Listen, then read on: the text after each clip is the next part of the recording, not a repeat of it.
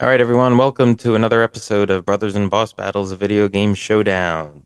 Today we start a new category, horror game, that will lead us up to Halloween. And today, for our first game in that category, we are talking The Evil Within 2.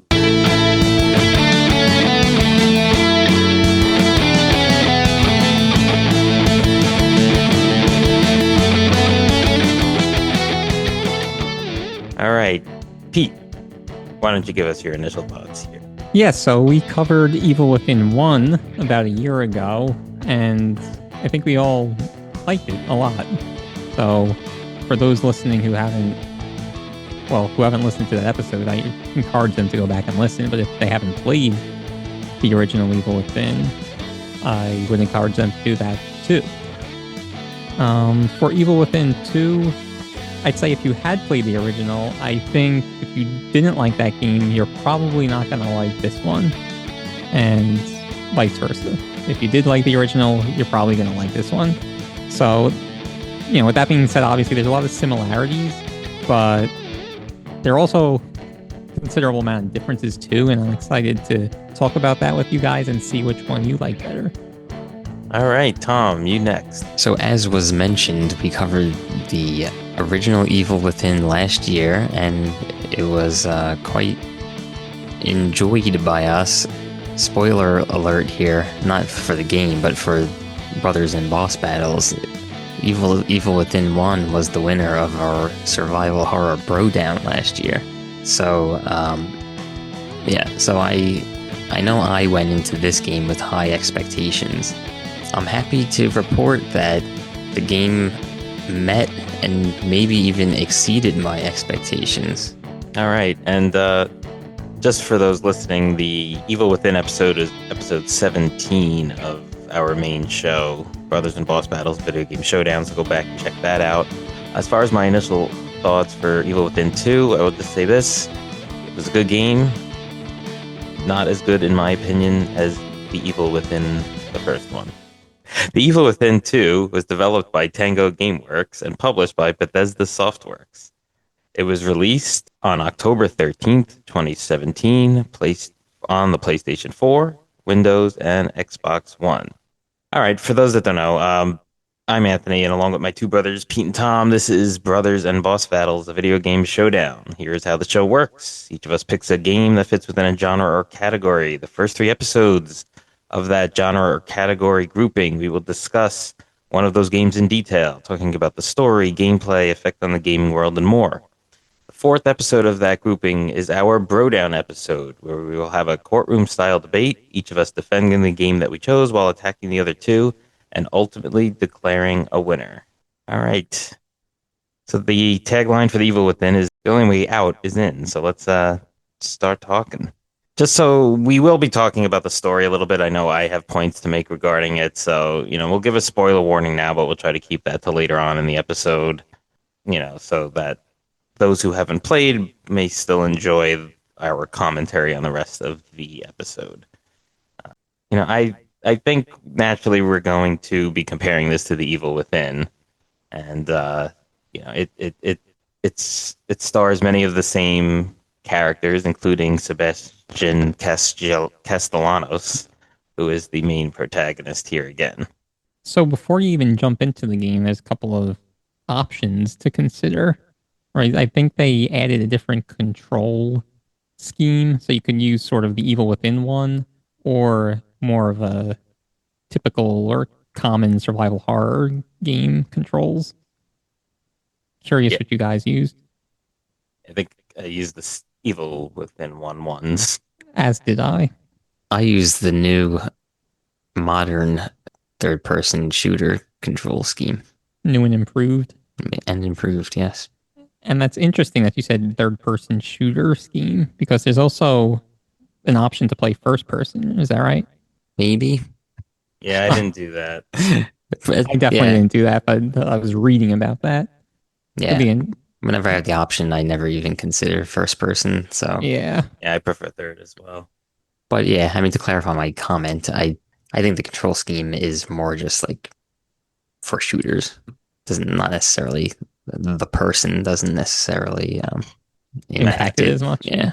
As far as the other options are concerned, so we commented heavily, and it's pretty well known that The Evil Within is a very hard survival horror game. And, some of us had close to or over 200 deaths in the playthrough of that game. I had Now, over. yeah, I believe I had a little over as well, too. I was well under. But still a lot. Yeah. So anyway, this game they had three categories of difficulty. There was like sort of like an easy, and then a middle and a hard. And I forget the exact names. I think Nightmare was the hardest one.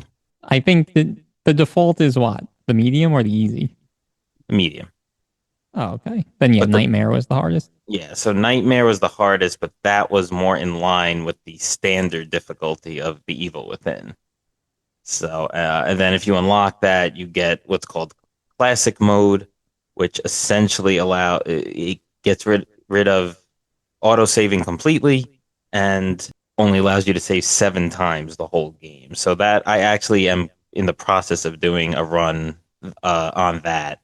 But as far as my main playthroughs of this game, it was on that new middle difficulty, which was noticeably different than the standard difficulty in Evil Within.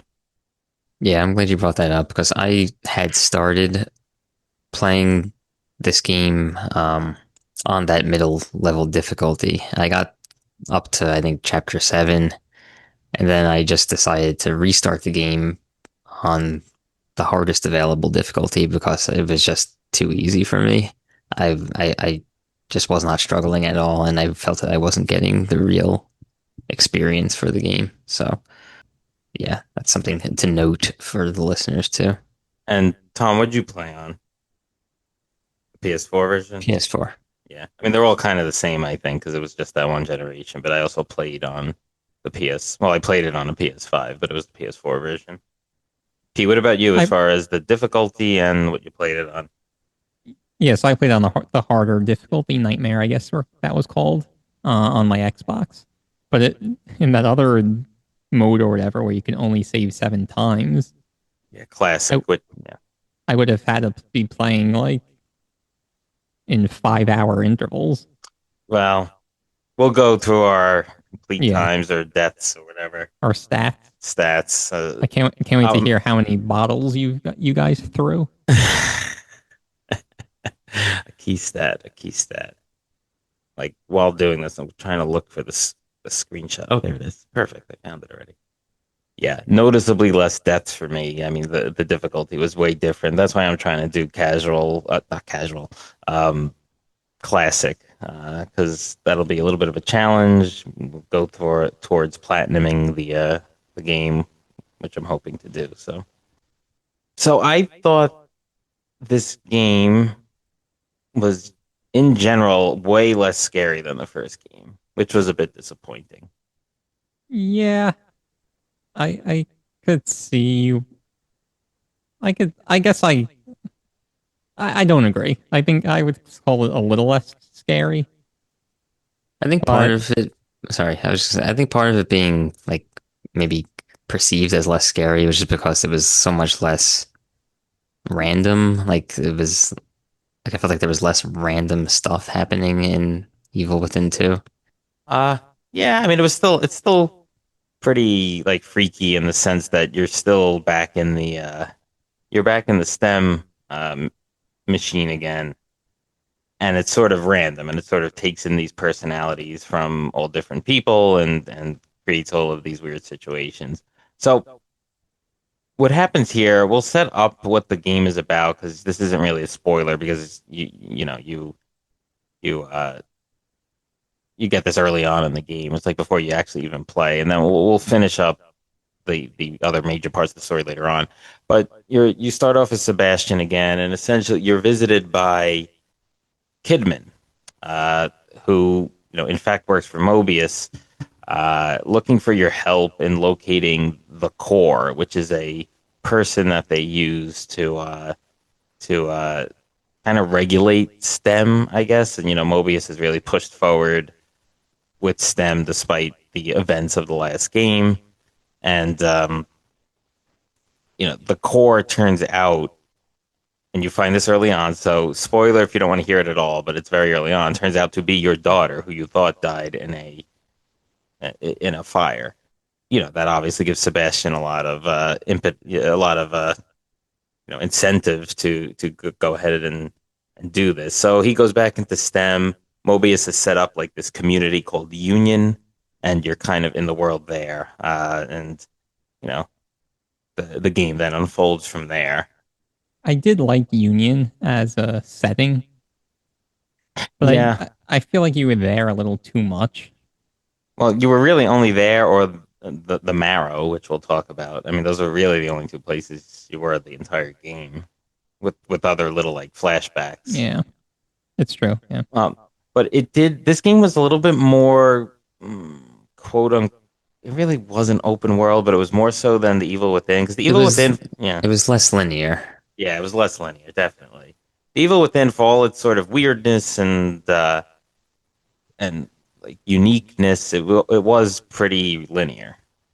Yeah, yeah, you didn't really have much option to explore, you know. Yeah. And here there were, what was different is there was optional missions, there was optional things to explore, like, certain bodies of soldiers that, we'll get into story wise, that, had ammo or pouches or whatever on them that could be helpful. There's certain weapons you can get and come across and others you wouldn't necessarily get. So, it was a little bit more open and less linear. So that was different. I like that a lot. That like it's like that. I guess that was chapter three. You get into where you really start to have your own free will to like move around the map.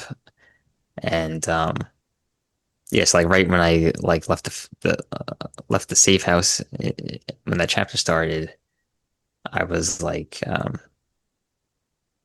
yeah, going around doing the side quests or like specifically targeting the side quest and not the main objective because they'll show you what the main objective is on the map. But but yeah, I think I spent like an hour just kind of running around the map and looking for stuff instead of doing the main objective. And I Mhm. was like, oh yeah, this game is going to take me like 30 hours to finish. But it doesn't at the end of the Nah, it day. doesn't. Yeah. But it's oh, still, doesn't. a lot. Well, not for me. Oh, Nah, not even me. You did play well, on the harder difficulty though, so. yeah. Well, Oh, I have two times. One time that the game reported, hmm. and then like on your save files or whatever, and the other time that my Xbox reports basically. And I think that's the more accurate number, but we'll get to that later. On this open world kind of concept, I feel like in this type of game, which is very difficult and you're gonna die like multiple hundreds of times, or at least I am, like the open world concept is a little too much. Like there just wasn't a lot of motivation to explore because okay, instead of dying 200 times, I'll die 220 times. Like at some point, it gets to be too much, in my opinion. And honestly, like just thinking back to the original, right? We said it was much more linear, but they did a good job in like having different paths and different sort of ways you could go to explore and find hidden items, like those statues. Like there were plenty of statues that I didn't find in the first one. So I just feel like it was a little counterproductive in this game to make it more open at times. Yeah, I think they may have done that just because there was less settings. So, you know, I mean, there's Well, yeah, various for sure. different parts of Union. It's like because the world is splitting apart, essentially, kind of like what happened in the first game. So it's you don't just walk down the street to get to like that building you got to get to. Like that building might be on a plot of land floating in the air, and you have to go through this other area called the Marrow. Um, what's different about here is that it's a little bit more, and I think this is why it was less scary. It's a little bit more known what's going on. Like first of all, you're in STEM, which you really don't know in the first game. You really don't know that till the end. You think it's like all real life and just like all of this crazy stuff is happening. But also, you have this Mobius SWAT team in there with you. So there's soldiers and technicians and all of that. And, so it's like, what you're getting into kind of a thing. And I think that just made it less scary. Um, and I think that's why they made it less linear because otherwise the settings are somewhat similar to each other because you're really only in one or two places. But I thought it was cool. I mean, I thought it was a cool way to do that. Um, Yeah, it is a good point about things being less mysterious, and maybe yeah. that's why it's less scary, or Yeah. or one of the reasons why, anyway. I mean, I have other reasons why I think it's less scary too, but we'll get into that a little bit more because it might bleed into story a little bit. Um, I mean, the graphics were good. I mean, it was an improvement, I guess, over the first Evil Within. No, I was just gonna say, I think in the first game we were talking a little bit about, at least I was, it felt a little like frame rate or whatever. Yeah. The picture wasn't fluid, Mm. and I didn't notice that in this one. Yeah, I think there were improvement with just like the facial qualities too. Uh, just as the technology improved. I want to get back because you were talking about motivation for exploring before, like the more open setting. Yeah, And I think that one main motivator would be, getting what are they called, like the weapon upgrade parts and like the green gel and stuff like that. The more you explore, the more you're gonna find stuff like that. I mean, of Yeah. course, there's always the chance to, like you have to use ammo in order to clear the area. But right. Or a syringe if you get hit. yeah, Yeah, I mean, but Exactly. that comes to sort of like skill. I mean, yeah. if you could stealth kill a bunch of bad guys and then get 20 bullets, I mean, that's obviously a win. Yeah, obviously. But I mean, there were times where they weren't even these side missions that we're talking about, because those are kind of show up on your map and what you have to do. But just like optional things that happen. Yeah, like So, the church. yeah, like the Yeah. chapel, the church, or whatever. Yeah, that you didn't have to do. And you find, I guess there's like 3 enemies in there, and then you find a statue and probably some Yeah. ammo or something.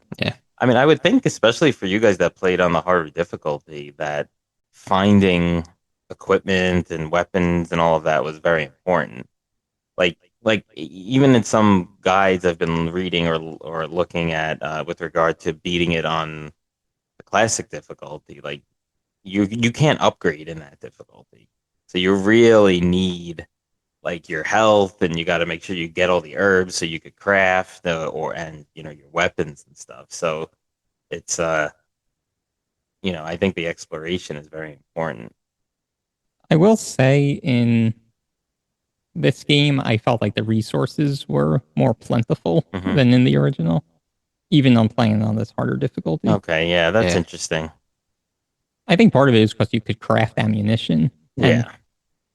Or, yeah, part of it, like I said. So was that not part of the first game? I'm kind of drawing a blank. I don't think it was. Just the uh, crossbow. Yeah, the bolts. cross. Yeah. Yeah, the bolt. I think those are the only thing you could craft. Yeah, and this game did have so in Evil Within 1, you could craft on, The bench. well, there wasn't like a specific area where you had to do it. Yeah. Well, that was sort of like here. But yeah, but here when you do it not on the workbench, you have to use more resources. Yes, exactly. Yeah. So that was a little bit of a penalty, like if you needed it on the fly, which I thought was a cool addition. Yeah, that was cool. And It's like I ended better up doing that. Prep better. Yeah, I ended up doing that maybe at 1 or 2 parts Yeah. where I had to craft Mhm. ammunition. Yeah. But otherwise, as far as the weapons are concerned, it's your standard weapons, and then the agony crossbow, which is called something different in this game, but it's essentially the same thing, makes a reappearance. So, that's pretty cool. I think you get an achievement or a trophy when you get that, You and do. it's something like Old friend. yeah. I think there were some new bolt types in this one too. Yeah, the smoke one was new, I think, right? Was it? I thought that one was new. Oh, let's see. The exploding one was definitely in both. Yeah. the main harpoon one was. Yeah. The freezing one was. It was called The shock bolt. the shock one was. So maybe there. I think it was just that smoke one that was new. It's called a Warden crossbow in this one. Ah, yes. I don't know. I for some reason I thought the smoke was in the original as well, but anyway, it's a cool weapon, and it was cool in this game. What's interesting, so a big gameplay difference, and I think this sort of lent maybe more to this one being a little bit more actiony and not stealthy, even though you really needed to use stealth a lot too. Was no matches to set them on fire when you knock them down. Oh, good point. Yeah. Which was I thought a cool mechanic in the first game, but me too. I guess here they gave you more ammo, so that was a little less necessary.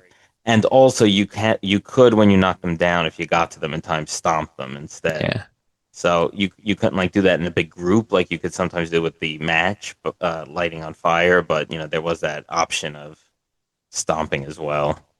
Yeah, so it's interesting that you said that because I felt Evil Within 2, there was less reliance on shooting. I thought there was more opportunity for the sneak kills and less having to wipe out the whole room. Yeah. Yeah, I guess the Evil Within one, though, I kind of found that there was more sneaking, but not like sneak kills. Yeah, maybe. But yes, then there were those scenarios where you would have to wipe out the whole room, but I found myself sneak killing a lot in Evil Within 2. Yeah. No, me too. I felt in Evil Within 1, and I think one of the things that made it so scary was there was a lot of sneaking and not killing. So it was like you really were in a precarious position. I felt like here it's always like you I don't know, it's just easier to sneak up on the standard enemies, and then you did have your weaponry, more bullets, I think. I think it's because a lot of it was open world where it's like, and this kind of gets to a part I didn't like about this game is like, if you got caught, you could just run really far away, hide behind a house or in the bushes, wait for things to calm down. Yeah, I was going to make that point too. You really could get away from a lot, especially the standard enemies. Yeah. Yeah, I was going to mention that too. It's just too easy to run away from the enemies in this game. But even I felt at times where like if there was one of those like bushes that like you could kind of mask you, yeah. Like even if the enemy was like very close to you, if you just ran into it and then ducked immediately, you can kind of lose them too. Like it was. Yeah, they would be like like an inch away from you. Yeah. It was that. Yeah, I didn't like that. That was a little bit too easy. Yeah, it's surprising to hear that you were able to even do that in the harder difficulty that you guys played in. Yeah, it seemed agnostic of difficulty level. Yeah. The AI. Something in this vein a little bit.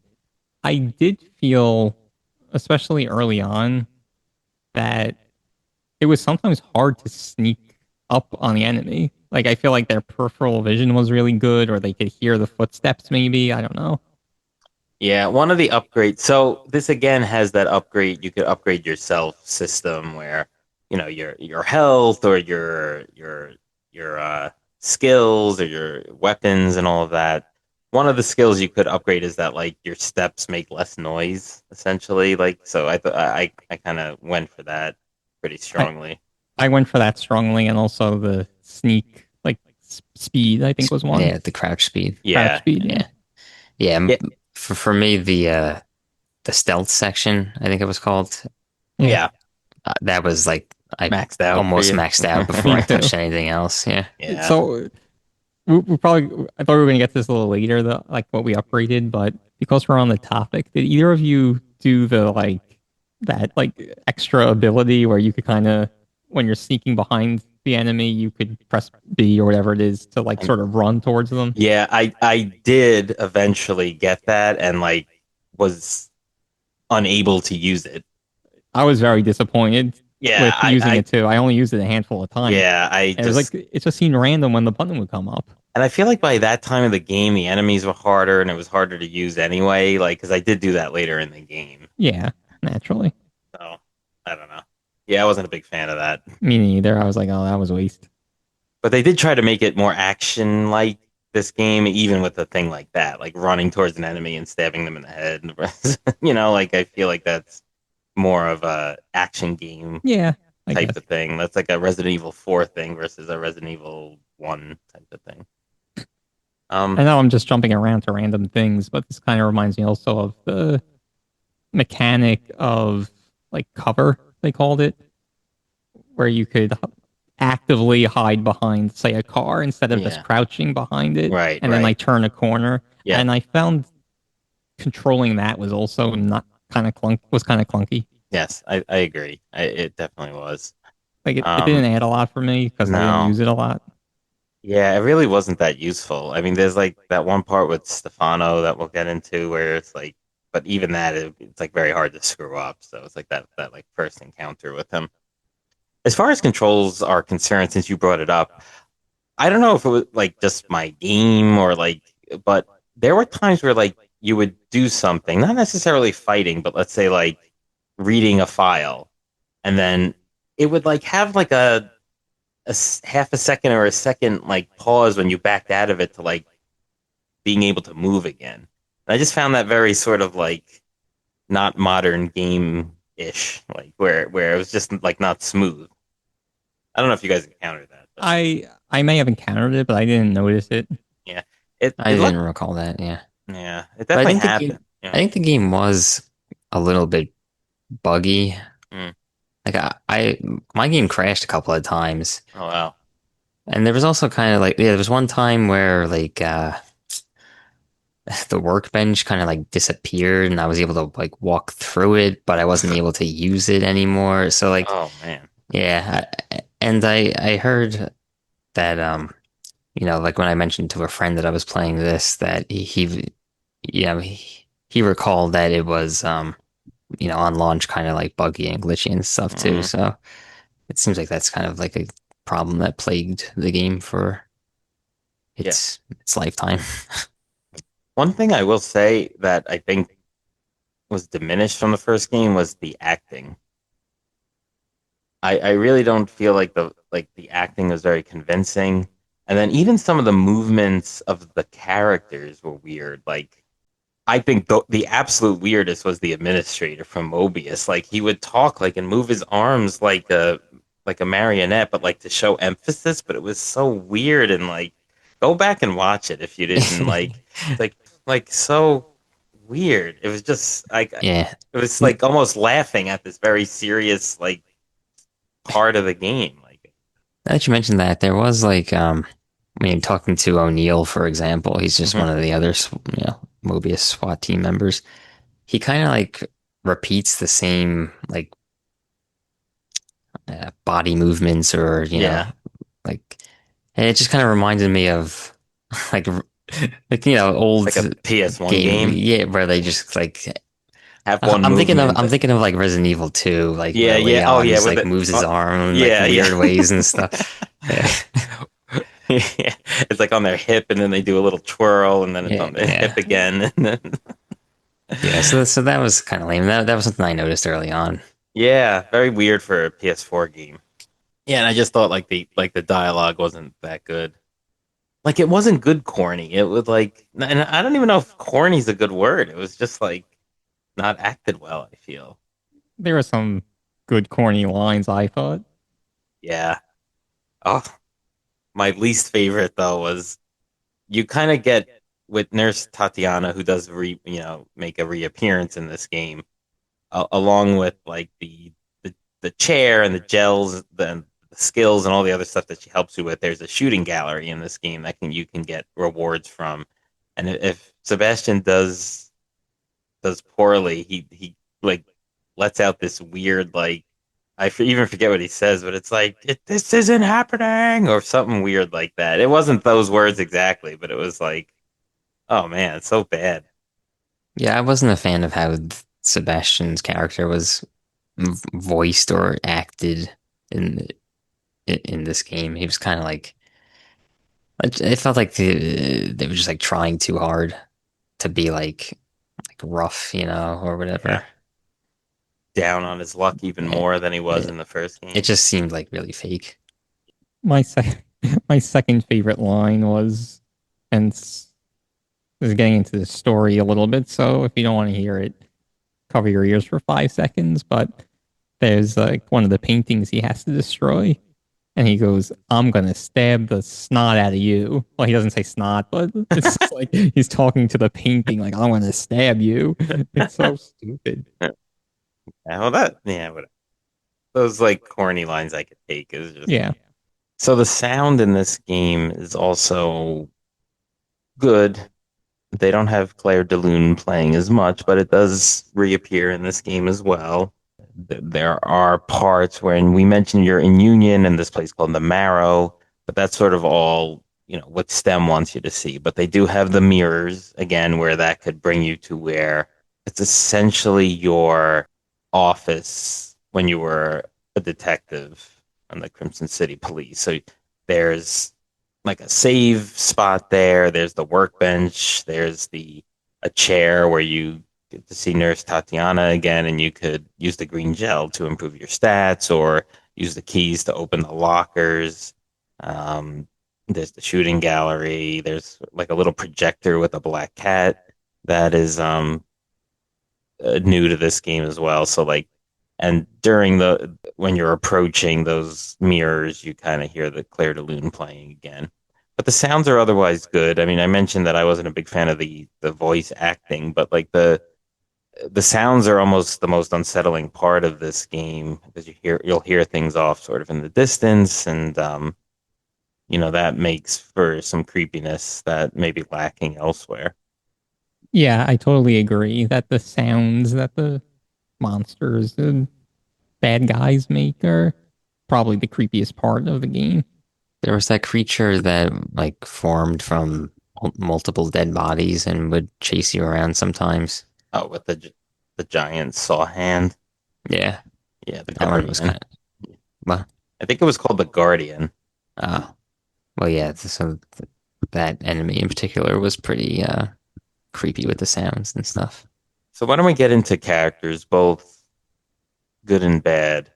I'll just say it here, I guess. I think one of the biggest, I think I know where you're going with it. yeah, one of the my biggest problems with this game, especially in comparison to the first game, and why it may not have been as scary, is I just thought the characters, especially the bad guys, were not nearly as good or creepy or as interesting as in the first game. Definitely. Yeah, and there's sort of a reveal I want to do that's a big thing. So I'll leave that for a little bit later. We'll talk about some of the characters that are in this game, and talk about the villains. Like you have your standard. They're not zombies, but the zombies. Those are basically the same. And then there's some of the bigger baddies. There's the one Tom just mentioned.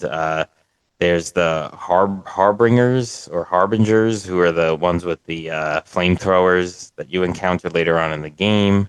Yeah, and I like them. I thought they were Yeah, they were. creepy, like the way they talk. Yeah, there was there was that one enemy that would like always be excreting like smoke or gas, and it's like it kind of like made noises like ah.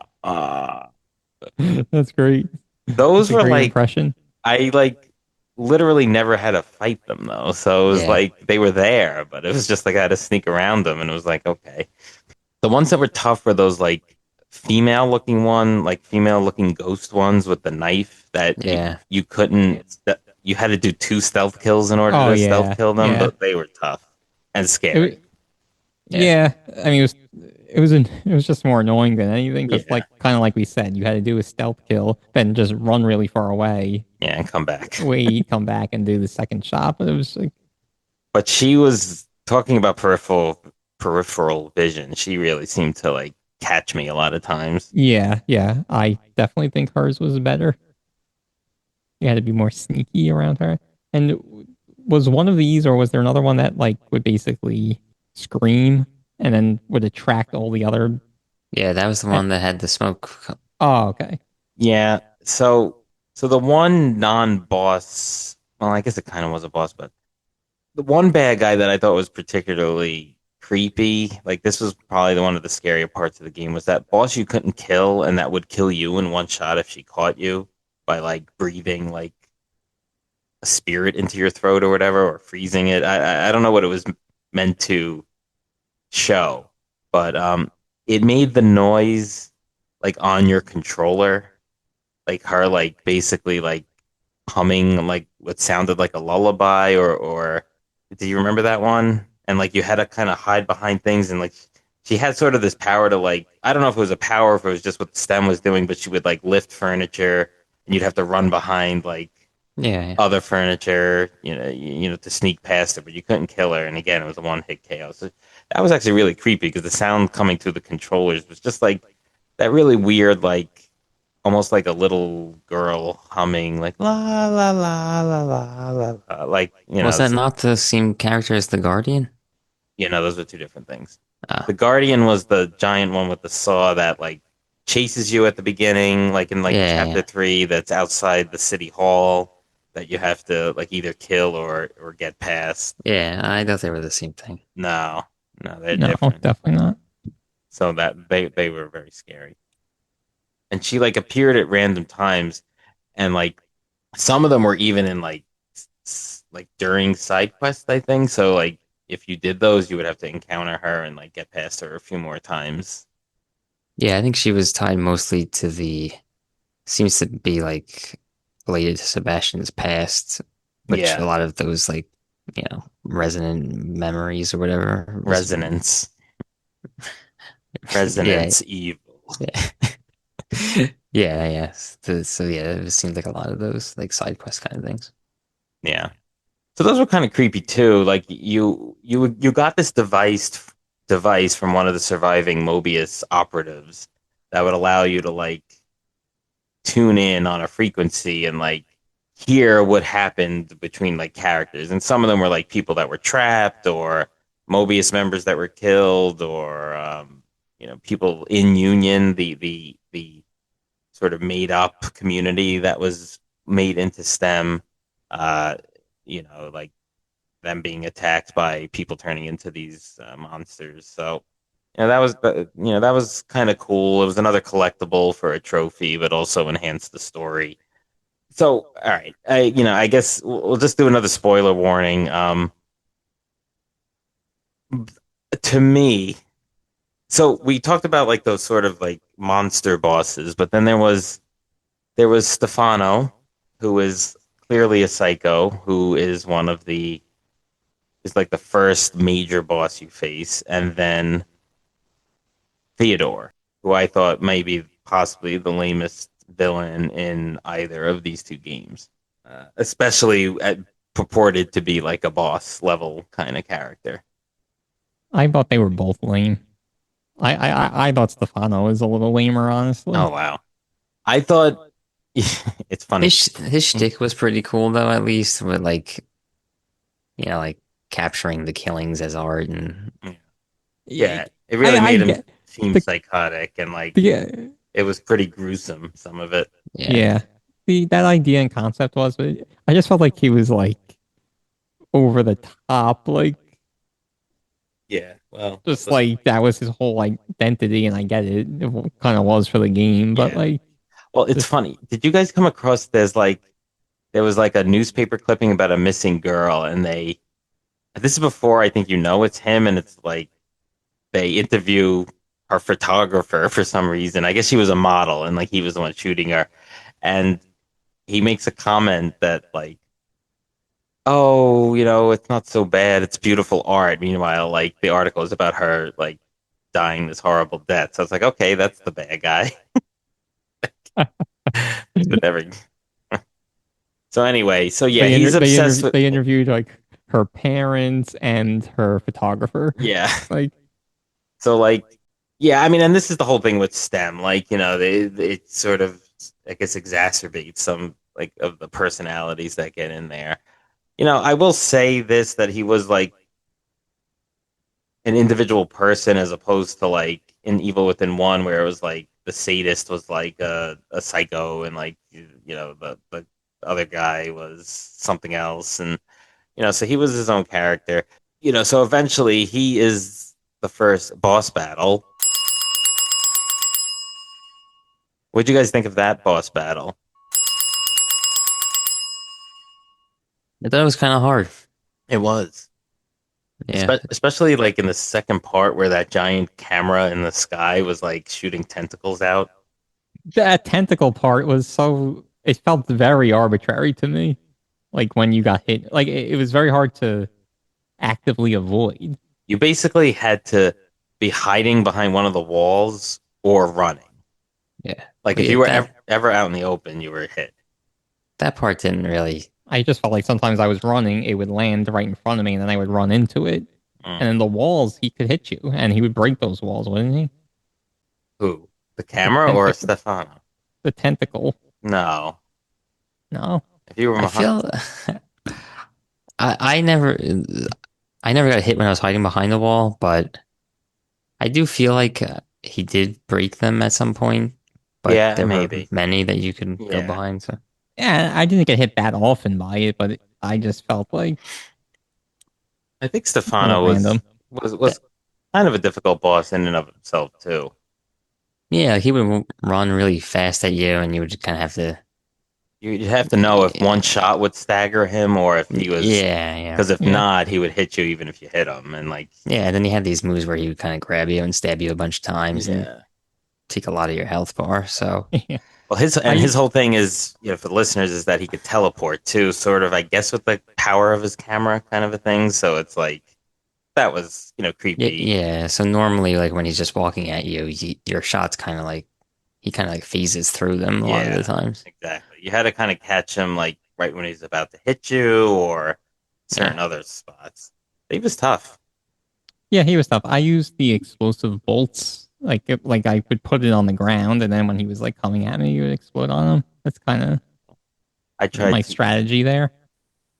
as in all survival horror games, including this one, I tried to use the shotgun as much as possible. Yeah, I mean I did too, but Though I for the did upgrade bosses, the handgun, I tried to use that a little bit more than usual. And once you get it up there, it could be somewhat powerful. I don't think I upgraded the handgun very I much at all. I was just worried, like you always seem to get bullets for that, so For it's sure, like, yeah, if yeah. it's strong, you get a headshot, it can kill him in one shot sometimes. At least the basic enemies. yeah. For me, I feel like I use the handgun and shotgun the most. The sniper rifle I barely use, and then like the for the crossbow, I feel like I always use it in spurts where I would like kind of forget about it, and then I would realize, oh yeah, this thing's actually really good, and I would just like use that exclusively for a while, and then switch back to the handgun and shotgun. The thing that was annoying about the bow was that like you had to reload it after every shot. Like, there's not a clip or anything. So like there was instances where it's like I'm like shoot and it's like, oh wait, he's loading. Yeah, and it's quite slow. It's something you could upgrade Yeah. to make the reload time shorter. So before we talk about the other characters, I think now's a good time to kind of go into the story a little bit. Because the lack of a character was one of my biggest from Evil Within One was one of my biggest complaints with this game. So they send you in to find the core. They had sent in some of these other Mobius operatives who most of them wind up dying. You do meet up with a few, and that forms part of the story as well. The core is your daughter Lily, and it turns out that she is still alive. And Myra, your wife, who always suspected that she was alive, is also looking for her and also gets into STEM and has recruited this group of people to try to help with basically getting Lily out, but also bringing down Mobius from the inside. So it's Myra, this guy Theodore, um, Kidman, who is turning on Mobius, and then one other character that you see in the game. That would be Esmeralda Torres. Yes, Esmeralda. She was in that survival horror trope scene where you're in a building together and you're shooting from all That sides. was that was a complete ripoff from Resident Evil 4. Yeah. Yeah.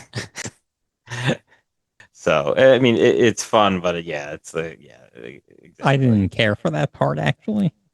I don't care for most things. It was too hard. Yeah, You needed your blankie. It Oh, was that's it too was hard. hard.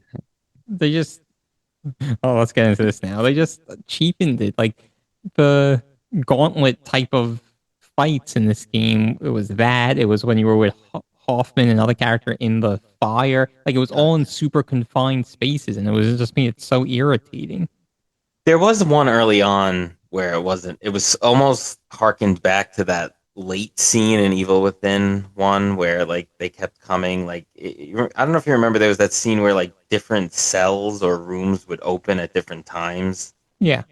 So that was sort of a harken back to the old one. But yeah, the other ones were in confined spaces. What was really tough enemy? Those ones that like crawled really fast. Those are tough. Oh yeah. Yeah. So they're trying to bring down Mobius. The administrator wants Kidman to get Sebastian, which obviously he goes in because he wants to save his daughter. And then everything goes from there. Essentially, I mean, then you play the game and you try to take down. You're really just trying to get Lily back. But Myra is also you meet up with Myra, and she's a cool character. It's cool that they added her and like gave her a role, and then she's really kind of the leader of this. But she also caused one of the most disappointing scenes in the game for me, which was when they first reveal it's her. She's in like this white cloak, and they kind of zoom in from her feet, so you don't like see her face. You don't know it's a woman. You don't know what it is. And I'm like, nice, finally, Ruvik's here. And then it's not Ruvik. And then you play the whole game, and Ruvik never shows up once. And I thought that was one of the most disappointing things in this game. I mean, I will say Ruvik was awesome, and that I wasn't necessarily expecting or hoping that he would be there. Maybe I should have, I don't know. But I think characters that sort of played a similar role in this game were disappointing. Yeah, I mean, well, yeah, definitely not as cool as Ruvik. Yeah. I don't know. I just really thought that was going to be him in that scene. And I don't know. It just, unless they were thinking of doing a trilogy and 2 didn't do so well, so they just scrapped that. I don't see how you end the first game with spoiler alerts for those that didn't see it or play it or listen to our podcast episode on it.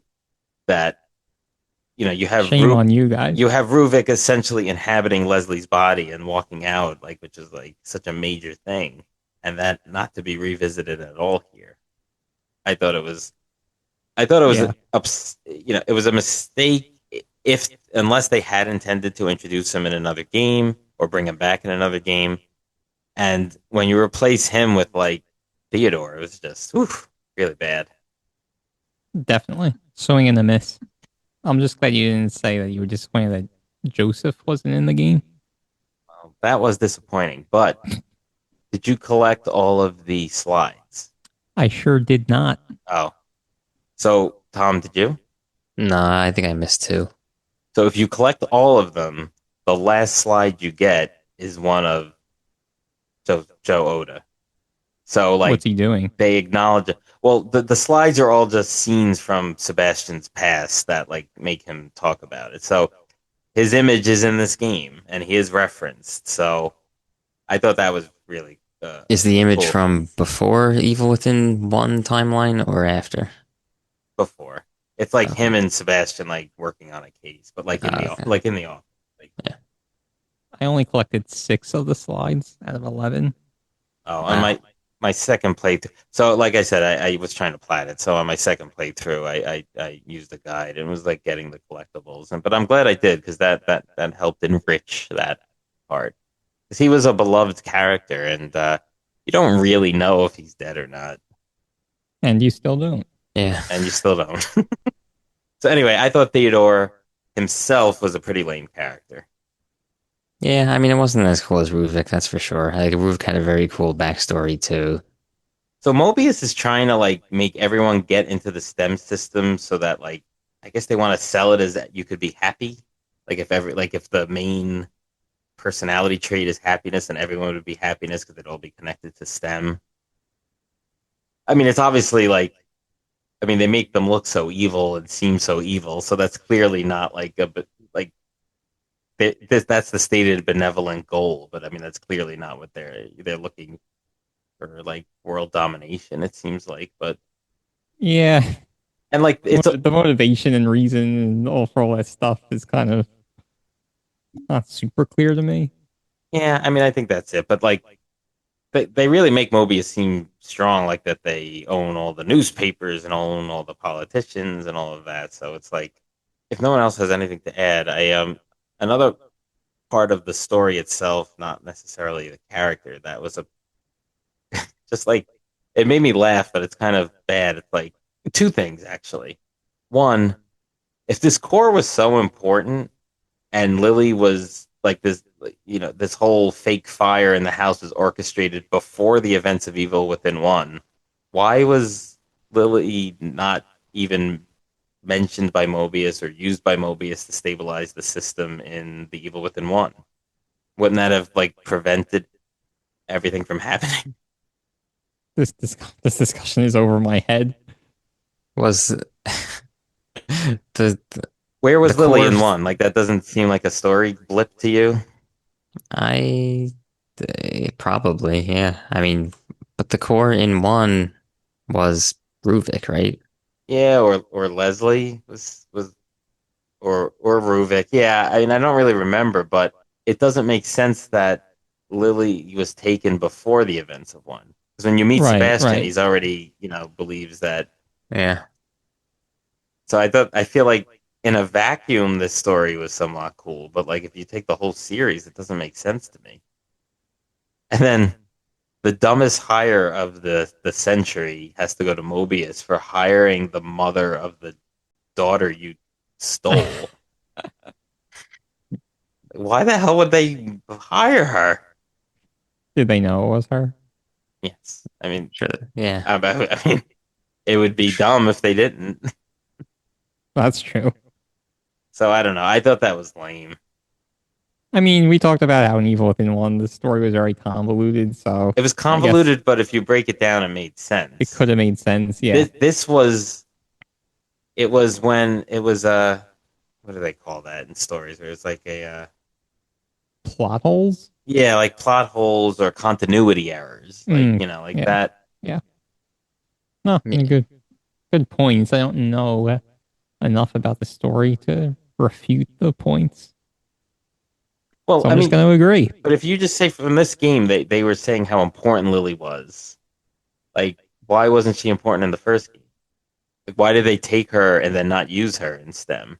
Yeah. No, you're right. Why did they take her? You Maybe, have to, yeah, I mean, I don't know. I'm not trying to like defend the game, but maybe they took her after the stem was already kind of going out of control Mm, and they didn't want to put her in to a unstable situation. yeah, it was just lame though. Like they said, oh, they needed the like innocence of a child, and this guy's child is the most innocent of them all. And yeah. Yeah, didn't they say something like after the because like after what happened with Ruvik, they wanted to go with someone who was more innocent. I guess so. But if they, but like to your point, like if they took her before, Yeah, why not just use? I don't know. It was to me, it's a giant plot hole. The game was fun. I like the game. I'm not trying, but like I have to mention that because it just sort of like it was just I don't know if they just kind of like threw it together. It's like we need a story to have this game, so let's do that. So I don't know. Just I've been itching to bring that up. I guess it's not hitting as hard with you guys as it did with me, but Well, I'm glad you got it off your chest. fans, let us know what you think.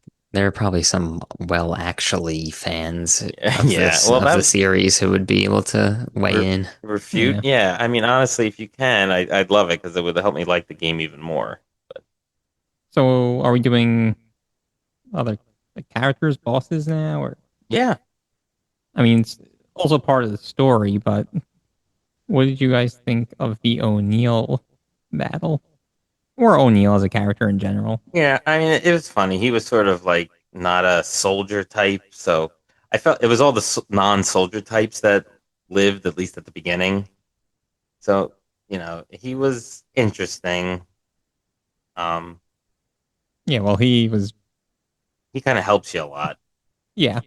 Yeah, but his whole, like, well, not whole story, but he was kind of getting eaten or whatever, and then a soldier, another Mobius guy, like, basically came in to help him, and then he got like taken, and O'Neill just ran Right. to save his own hide. Yeah, which I mean, they make clear like he won't even go out with Sebastian Yeah, yeah, to try to escape or find what they have to do, but he does give you advice. He eventually winds up becoming the first harbinger that you see in the game, which is those guys with the weird mask with the flamethrowers. I don't know. I didn't find that battle too hard. It's a lot of like like you've made comments before. It's a little bit of the Scooby Doo, yes, yeah. run around things and shoot kind of a situation. Yeah, I didn't find the fight too hard either, but it was like a slog. It really was. He took a lot of bullets. Yeah, so that was the one point where I could definitively say I crafted an ammo Hmm. away from the workbench. Yeah, there was a lot of ammo in that section. I felt though. Yeah, there was, but he just took a ton. And Yeah. actually, I think I killed him with the sniper. Yeah, I used the sniper a little bit on him too. It was interesting because you could break his gas tanks where he would just then start charging you, but I felt that almost made him harder. Yeah, I did do that once and then died shortly after. Yeah. Um, that was also a trophy. Yeah, and the other interesting thing about that fight is that while he's lighting everything up in the room, like, things catch on fire, but there were these freeze tanks which you could use to freeze him and like clear the fire from the room, and there was like a fire suppression system that you could pull the lever on and it would douse the flames. So that was a little bit of a unique sort of add on to that fight. Yeah, that was one point in the game where I really felt drained on ammo, like after that fight. Up until then, I was managing the ammo pretty well. Yeah. And like I mentioned, I was doing a lot of stealth kills, so like I guess that contributed to it. But yeah, at that point, like after that fight, I had to craft so much. And Yeah, obviously me too. And that part we mentioned with Torres, I feel like that was the other point where I was pretty low on ammo. another major boss was, I mean, that Theodore was a boss. He's in there trying to get the core for himself, and he's like, seems like he's been locked in this eternal struggle with Myra, who isn't really herself in STEM. Somehow Sebastian is able to like maintain himself completely, but like no other character is, including Myra. So I mean that's an interesting sort of unexplained thing, I feel, but Myra's sort of so protective of Lily that she's even willing to fight you as Sebastian to have you stay away from her. But before we get more into Myra, there's Theodore, which even though he's like the lamest character in the game, I think the boss battle with him is great because you don't really fight him. You're fighting foes from the Evil Within 1, and killing them winds up beating him. So that was a really cool scene. I don't know what you guys thought. Yeah, I mean, I think it was cool to revisit the enemies from the first game, and just like kind of symbolically in context of the story, kind of like what it represented. So like, a big part of the story that they kind of tried or kind of like drilled into you for like a long period of time was that Sebastian was unable to like let go of the past, and that his past experience in STEM from the first game was still haunting him, and things like that. So this was kind of like his way of, or the game's way of, letting him get over that, past trauma and stuff like that. So I thought like symbolically it was a great way to represent it. Yeah. And I thought it was lame how easy they were yeah, relative to how hard difficult they were in the first game, or Yeah. just what you would expect a boss in this game to be. And this happens towards the end of the game, and you kind of play through the game, and a lot of the bosses and things aren't as cool, and then they just kind of throw this in and be like, "See, Yeah. We know cool. cool. Yeah, yeah. So those aspects of it are kind of didn't love. Yeah. I mean, it was a great idea, I thought, but I mean, they were easy. I don't know, facing all like the sadist, the safe guy with the safe on his head, and Laura would have been Yeah, feasible, right? A feasible. lot Like, more. Yeah, if they were like same difficulty level as the first game, Yeah, fighting the three of them back to back would have been kind of crazy. yeah. yeah, yeah, that was more in service of the story, but still cool. Um, and then I mean, you eventually fight Myra, who transforms into this hideous, huge monster, um, as the final boss of the game, sort of to knock her back into being like actual Myra. And that was a hard battle. She has a number of attacks that are like hard to dodge, and then also you really can only shoot certain parts of her. It was very Resident Evil in that sense, where it's like there's this giant tumor on her arm, and now there's a giant tumor on the back of her head, and like you had to shoot those spots in order to damage her. I didn't find her difficult at all. Yeah, me neither. I felt like I was getting hit a lot, but I had a lot of syringes and health Yeah, at that point where I was able to take those hits. Yeah, fair. I was using my sniper on her as well, but when she grabs you and then you have to kind of shoot at her for her to Yeah, release you. That was basically 90% of my deaths against her. And it's just like you can't really see the cursor and like it wasn't clear to me where I was supposed to be shooting. I feel like you hate those set piece yeah, shooting segments in like Yeah. any game ever. They are kind of dumb. and then there was that. We kind of skipped the boss, but I thought this was one of the most difficult ones. That guy that has like the giant electrical telephone pole and Yeah. can electrocute you and like jump and all of that. That was a really difficult one. Yeah, it was pretty difficult, I guess. Yeah. That was like outdoors, right? And there was like Yep. a shed and Yeah. stuff Yeah, like there was that. Yeah. ammo around and stuff, but Yeah, I just yeah. found that one. Yeah, that one you just had to be patient. You kind of had to like shoot them, then run around, wait, shoot it, like Yeah. which gets annoying. But Yeah. That is sort of like the key to this game, though. And I think on yeah, any difficulty is like you just have to be patient and like be bored at times. yeah, especially when you're waiting for like a regular zombie to turn around, Yeah. or if there's like two or three of them kind of in the line of sight, and you have to get them all oriented correctly before you can Yeah. go in for a sneak kill. Yep. Like, yeah, It kind of continues with the thing though, where it's like you sneak kill one of them. They clearly make a lot of noise, but that noise in and of itself doesn't attract any of the other bad guys. we didn't talk about puzzles. Oh yes, let's talk about puzzles. You know which one was a little annoying when you have to turn these four cogs and to look like the symbol that was like being thrown down your Oh, to make all the blood throat. flow. Yeah, to make the blood flow, but Yeah. like the shape that it made didn't really quite match the symbol that kept appearing 100 times. So that was kind of annoying. Yeah, I to me that was easier than it looked like it was going to be. Yeah, for me too. I think I kind of just like was randomly pressing things and it happened to work out. I I honestly didn't know what shape I was supposed to make. But It, there's it was four kind of cogs. obvious, I felt. Oh, okay. Well, not to me. Two of the levers rotated kind of two of the cogs Right. together. And then the Yeah. other two levers just rotated the one. So Mhm. obviously you save those for the end. Yeah.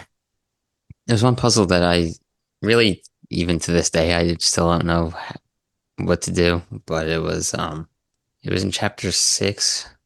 I think it was one of those resonant memories, like an optional thing. So you may not have done it, but it was with that I think it was called Anima the enemy, the one that breathes ice in your Oh Yeah.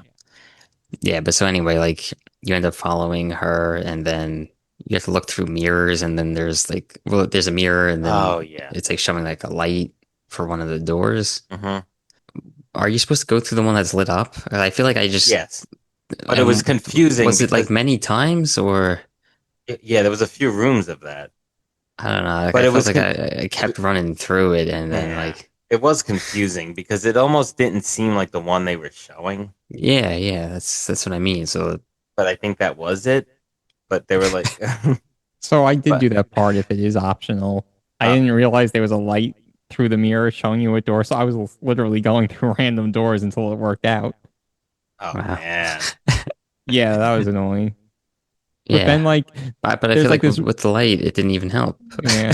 There's like this room with four doors and you have to go through one of them and I guess three of them kind of led to essentially the same room that you just left. And Yeah. one of them led to like a hallway and then at the end of that hallway was the that like a smaller looking room with that like smoky monster Yeah. thing and like four other doors. Yeah. And then you had to select the right door in that one. If you got it wrong there, then you had to start the whole thing over. And there was no yeah, guidance there, was there? As to which doors was the correct one? I don't remember. I think there was. I think it was the Oh, really? same deal. Yeah. Oh, yeah. There was a mirror at the back wall, I think. Yeah. Oh. Well, I didn't really even realize that, so I brute forced that one. So that was fun. There was Yeah. another optional thing that I did not do, but I saw online in terms of puzzles. It was like, I think it was like the auto repair shop, and then you could go in some like hatch Yeah, under one door. of the jacks, Yeah. you could go down, and I But think then you there's get like some sort of like card, security card or something with like codes basically. And then the door, like there's a door mhm. that's locked that you have to use that for, or you have to enter a code in. And it says like B34, I think, or something. And then you have to use the numbers associated. Like, so anyway, that was another puzzle optional. Yeah, Oh Uh, yeah. That couldn't be easier though. Oh, did you do that? yeah. Yeah. Oh, okay. I didn't do that part, so. So there's two other Mobius characters other than O'Neill who then eventually turns. There's Sykes and there is Hoffman. Hoffman. So Sykes is another one that kind of stays in the safe house, but he has like a plan to get out. And there's like he basically sends you on side quests to go into the Marrow, which is sort of like Mobius's sort of like secluded area within STEM that isn't Union. But that's sort of like overrun with bad guys too. So you have to kind of go through there. And I don't know. I mean, the coolest part with Sykes was like when you first meet him, you basically have to save him because he's trapped on a car and all of these bad guys are rushing in to try to get him. So you have to like get them off of him by like beating them. I thought that was like a fun part with him. Sort Yeah, of that was like cool. And yeah, then there's the fire hydrant where you can make the water come out and use your electric. electrifying bolts. Yeah, Yeah. And there's also like, the oil cans you could shoot yeah, or a to. car, Yeah. even a car, I think was like leaking oil or something. Yeah, Yeah. it's those are cool little additions in this game, gameplay wise. And then Hoffman, she kind of really develops the story more, and she's a psychologist, so it's like there's a lot of corny psychology talk with Sebastian, I feel. What'd you guys think of the scene where you mentioned it earlier, where you're slowly walking through the fire, and then like all of those fire zombie kind of creatures are coming in? Hated it. They were tough. It was challenging. It was a little chaotic and Hmm. stressful, I guess. Yeah, because you had to stay within this ring of fire essentially, and also battle enemies that were pretty strong. So that was unique. One of the things I didn't like about that was like the key part of beating that was just remembering where each enemy spawned, basically, Yeah, it was like hard from to what see them. direction. It was hard to see them before they got into the Yeah, actual circle. yeah. Or and it was basically they were coming from all forwards, backwards. So if you were Hmm. just camera was facing the wrong way, even if Yeah. you could see them, you wouldn't see them. Well, I do want to talk about the scene very early in the beginning that's kind of like introduced you to that the fact that Union was not going to be like a normal little fun little town.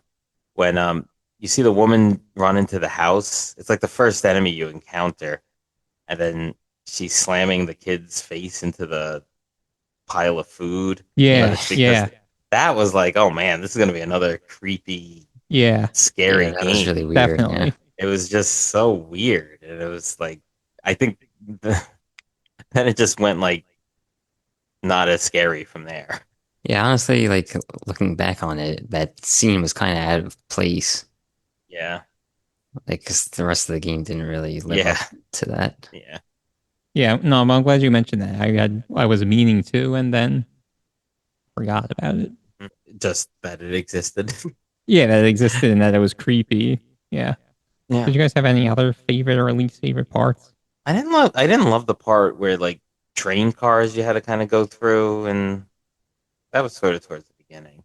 Yeah, in Union. Yeah, That was hard. There was a couple of like it was hard, little and tricks. yeah, and when I was going for the collectibles, you have to be in those trains a lot, and you have to kind of like fight in all of the areas. Where when you're just playing the game, you don't have to. It's not as arduous because you don't have to like go through every car basically to get to where you got to get. So that was just sort of my experience with it. When you guys, so the fight with that guardian when you had to get into City Hall, which is like pretty early on, chapter 5 or maybe or 6. Did you fight it or did you flee to the side? I defeated it, So, not really knowing that you could Yeah. just kind of flee. yeah, so I mentioned that I started the game on the medium difficulty and then switched after that. So, in that medium difficulty playthrough, I fought it and killed it pretty easily. But then when I replayed it on the harder difficulty, I did the runaway option. Hmm. So you got both trophies. Yeah. Yeah, in my second playthrough when I was going for the collectibles, I did the runaway option, which is tough because you got to like shoot boxes and barrels and stuff, and like the enemy's pretty fast. But Yeah, I it, still ended up taking damage mhm, and using ammo, so yeah, didn't really end up saving that much. it's interesting because you get to the door, and as long as you start opening it, like it's like chopping at you, but it's not counting as an attack. Yeah. You know what part I found a little annoying? I think it was chapter 12, and it was like very dark, and you were like walking through blood, I think, basically. Yeah. Oh yeah. And like I just couldn't see anything, and you didn't want to turn on your Oh light. yeah, that part was very annoying. Yeah. And there's a lot of bad guys, and some of them come Yeah, up from like, yeah, That was that pretty was tough. Yeah. that And was there's like a lot of those crawly ones. yeah, kind of in this maybe second or third room. Yeah. Yeah. Yeah. Yeah, I thought that was really hard and annoying. It's funny because actually, like, very shortly after the O'Neill fight, um, and then it's like the next time you go back to Union, and at that point, which I guess was like chapter 12, maybe chapter 13, I don't know. It was like I was ready for the game to be over. I was kind of like, oh, Union again. Because like you're just there for so much of the game. But there are a lot of different parts. Like when early Yeah, there on when are. you're trying to get after Stefano, it's like that whole stuff where you're like in the theater, that was weird and different and like I don't know. Yeah. There's the city hall area, and then Yeah. there's the other main area. What about the diner? Yeah, I Did mean you guys? it was cool. Like there's some resonance things Yeah, there to get That's the and one that I think leads to the Y- mirror puzzle. you're right. Yeah, Yeah. yeah. oh yeah, you have to do that for one of the two mirror puzzles. And then one of the items we didn't talk about. Sorry, Ant, were you gonna Yeah, I was say just gonna something on say this like you topic? made fun of like the I'm gonna stab the like whatever out of this picture, like which is fine, but like I thought that whole thing was cool because he like the imagery there was really cool because he goes to stab it and then an arm from inside the photo grabs him and pulls him in and then he has to do the like the stuff within the photo. I mean the painting. I don't know. I thought like that stuff was really cool. Yeah, no. I didn't really have a problem with it. Just that line was funny and corny. But one weapon we didn't discuss was the flamethrower. Yes, I got it on my second playthrough. Uh, I Because you never got it. Is one of the I trophies you have to beat Laura in, and you have to kill her with the flamethrower in order to get the trophy. So I did that. Uh, it's tough though to get because you beat Yeah. O'Neill, you get the broken one, and then you have to kill two harbingers and like harvest their like fuel tanks, and then find a table and put them together. Yeah, it's funny. I realized that or discovered that very late. So Hmm. literally the second to last one that you encounter in the game, I killed. It was Oh, the first one I killed. uh, And so I got the part, was it flamethrower part or yeah. whatever, Well, it was whatever it is, the tanks, I think. the tank. Yeah. And then the last one that you encounter in the game, I was going to try to kill him. Hmm. And like there was a bunch of bad guys and I basically snuck killed all of them.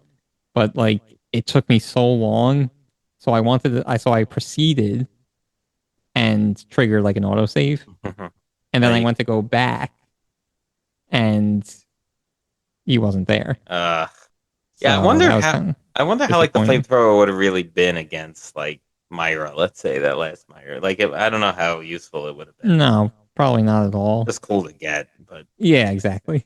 yeah, I didn't kill a single harbinger. other than O'Neill. Yeah, so I Yeah, never got it. I killed one. All right. Do you want to talk stats? Yeah. So I just have stats from my initial playthrough, I remember I played on what was called survival, which was the middle difficulty. I'll go first since I'm already talking. Um, I don't know how many of the stats you want to go through, and actually, like the second column of it is cut off, so I don't have any of that. But anyway, and another caveat: when I finished the game, like I started a new game plus, and for some reason I couldn't go back to my stats after chapter 17. So these stats are through chapter 14. So you're gonna have to add some time and deaths because this is pre. But there's really not much more after that. Like that was tough, other than like the Myra fight.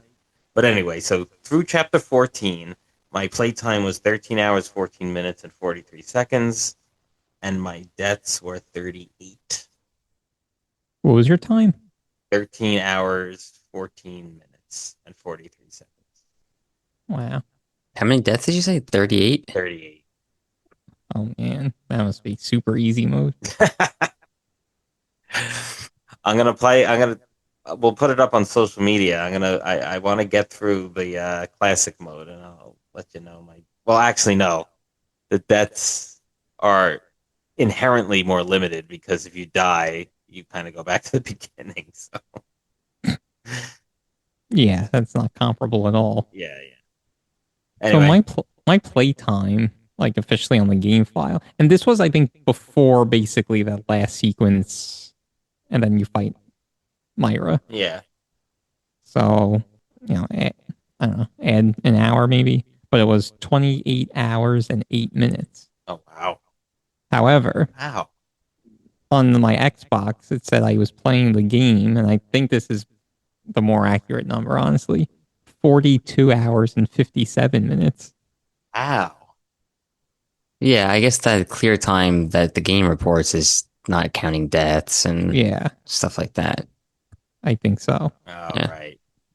And I had a lot of those 256 Wow, that's like to more not than be exact because I also died yeah, against Myra sometimes. yeah. That's wow, that's crazy. Yeah, I'm surprised. Even on, I know I didn't play on the hardest difficulty, but wow, that seems like a lot.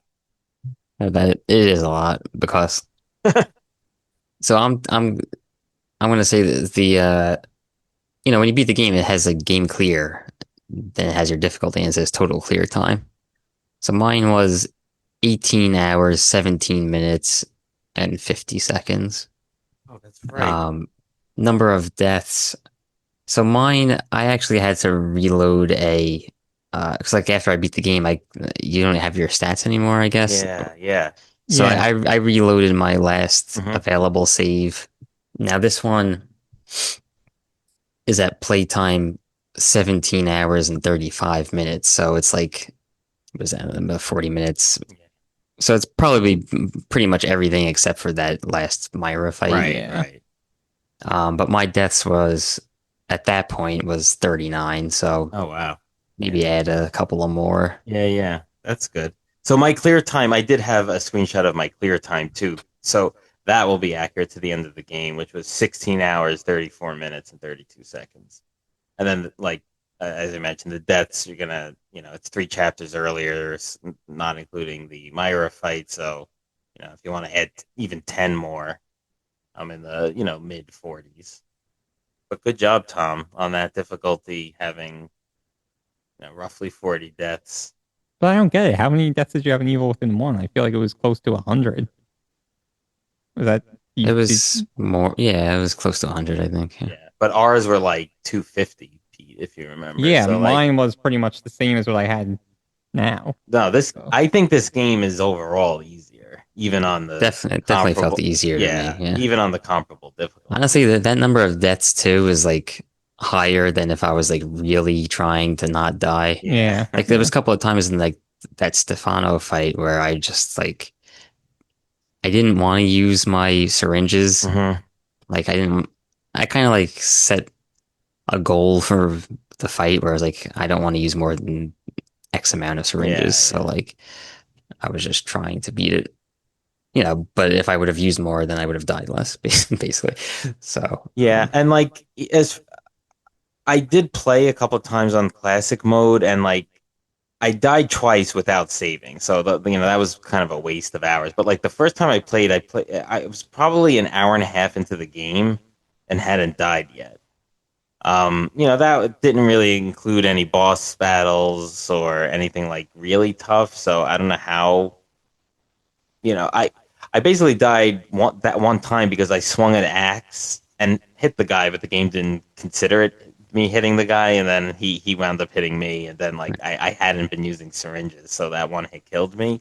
And then the second time I didn't get as far because I was like, of course, rushing, which they say is like the main thing not to do when you play on classic mode. And like I was trying to like get to a spot to hide earlier than I should have, and the zombie saw me and like killed me. So, but even that wasn't like doesn't seem insane yet. So it's like I just think overall the game's easier. I definitely felt that way. And then, so I wanted to ask, how many coffee breaks did you guys take? Oh, nice. Oh, and I'm glad you brought that up because I thought to me that was such an endearing sort of gameplay mechanic. Like have that restore your health and like Yeah, yeah, I thought that was cool. yeah, yeah, We could all relate to that. yeah, for sure. I And took that, but that, 5. I took 11. Oof, that explains the 200 more deaths. Well, why wouldn't you Why use not? it? Yeah, Yeah, So, I had 13. It's also a trophy to have a coffee in every place that you can yeah, have coffee. oh really? Yeah. yeah. So it wasn't clear to me. I think once you take a coffee break, I guess there's some amount of time or progress you have to make before you could take a coffee break in the same location. I Yeah. think. Hmm. I thought it was more restrictive than that. Like I thought you really had to be selective with when you use your coffee breaks. So, and also I wanted to challenge myself. Oh, sure. Well, that definitely did make the game easier. So having that option to restore all your health without having to use syringes. All Did you right. guys collect a Yeah. lot of the files? Or I Thirty- how did. many there- files did you collect? 39 out of 40 for me. Oh wow. I had Oh, you. 29. Oh, on your initial play. That's because Yeah. like I said, I trophy hunted after and like um got them all. But in my like legit playthrough, let me just pull it up. Let's see if I have it. I got 30 out of 40. Yeah. 30 out of I, 40 files, 7 out of 11 the slides, 17 out of 24 residual memories, and only 8 out of 32 locker keys, which I always found with the darkness, it was hard to see them.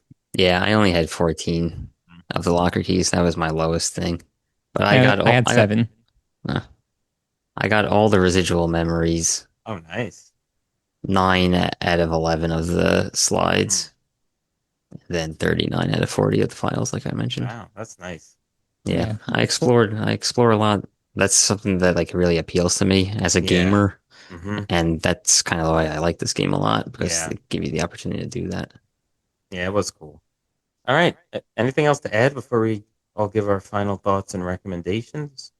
Yeah, how much time did you spend in cover? I'm just kidding. I did want to add one thing because I died 256 times. I do want to say that in that I shooting gap, stayed.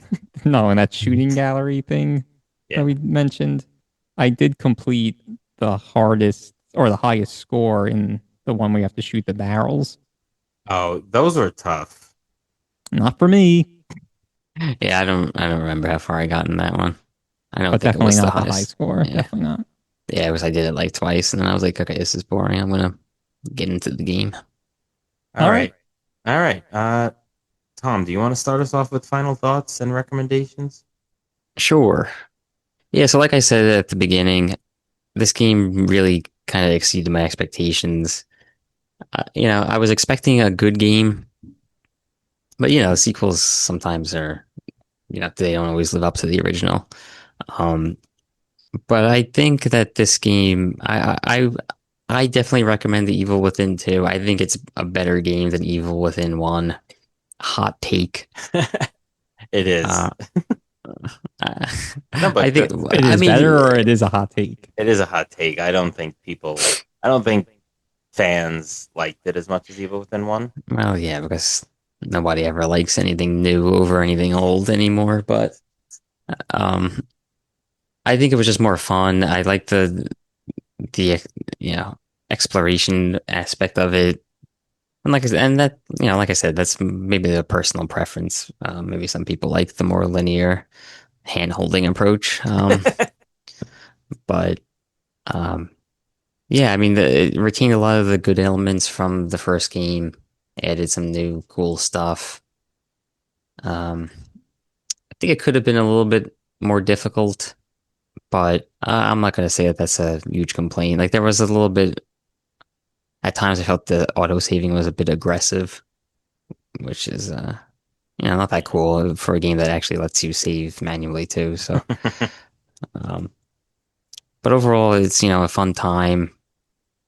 Um, and the ending looked like they were trying to possibly set up a sequel. So let's see if they do that. I kind of hope they do, but we shall see. You recommend then. No. So I'll Yeah, I go recommend. next. And Pete, you should also answer which one of Evil Within and Evil Within 2 you like better, since Tom did, and I am going to. And while I do recommend this game and I liked it very much, um, the story, there was some continuity errors, so that if, story is a big thing for you, that might be a little bit of annoying.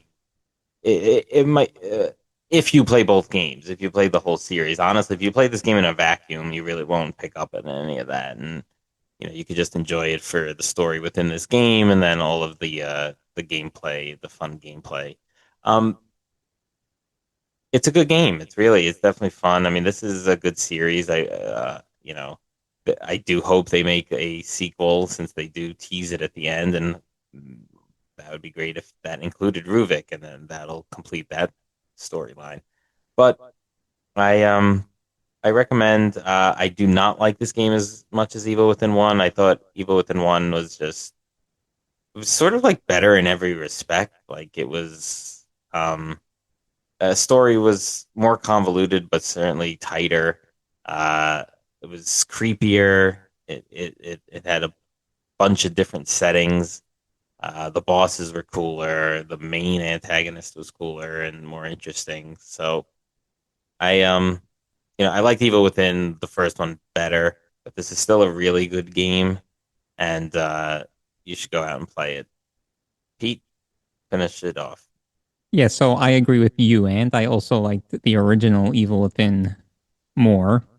To give to give a recommendation for this game is little meaningless because I feel like if you liked Evil Within or the original one, you're gonna like this game. And if you didn't like the original one, then you're not gonna like this game. So really the recommendation is to play Evil Within 1 because you would naturally play that game before playing Evil Within 2. Um But since I did recommend that game, if you listen to our episode, I'm going to recommend Evil Within 2 as well. All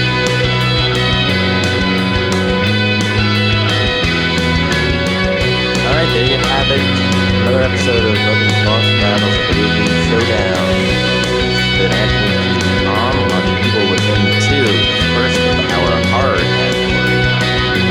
Check us out on Instagram and X at Bros Boss Battles. That's BROS Boss Battles. Also on YouTube and Twitch. Check out our website, brothersandbossbattles.com, and make sure to like and subscribe wherever you get this podcast. Check us out in 2 weeks for our next episode discussing our next horror game. Take care, everyone.